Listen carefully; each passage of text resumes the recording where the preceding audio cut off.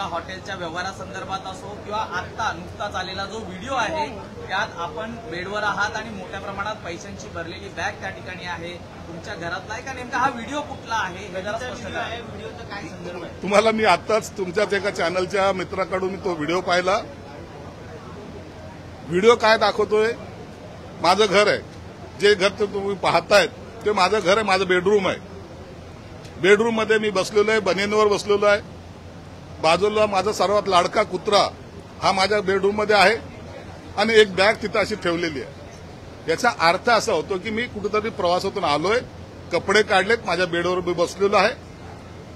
अरे मूर्खानो, एवढी मोठी बॅग जर पैशाची ठेवायची असेल तर अलमाऱ्या काय मेल्यात का? त्या काय सगळ्या काढून टाकल्यात का? काय आल्याबरोबर नोटा आहेत त्या बॅग मी अलमाऱ्यामध्ये ठोसल्या असताना, परंतु कपड्याच्या बॅगला सुद्धा यांना नोटा, यांना पैशाशिवाय काहीच दिसत नाही.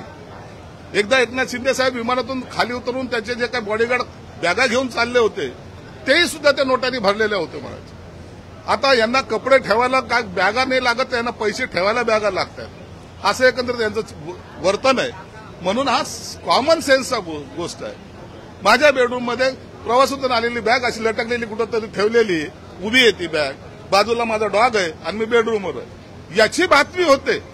मला आश्चर्य वाटतं की अशा बातम्या करायला यांना इंटरेस्ट कसा येतो? या मूर्खपणाचं लक्षण कुठून येतं?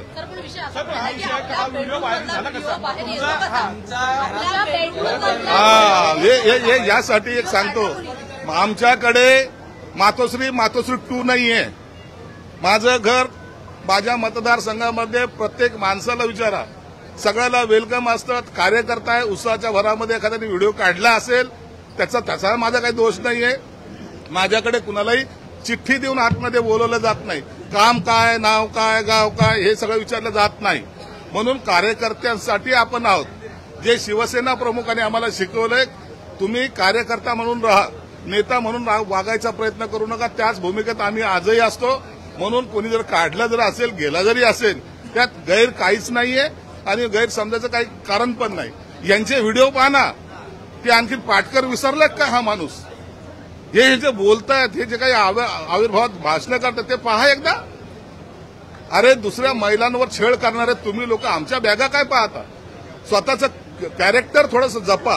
आणि म्हणून मला या व्हिडिओबद्दलचं आश्चर्य वाटण्याचं काही कारण नाहीये.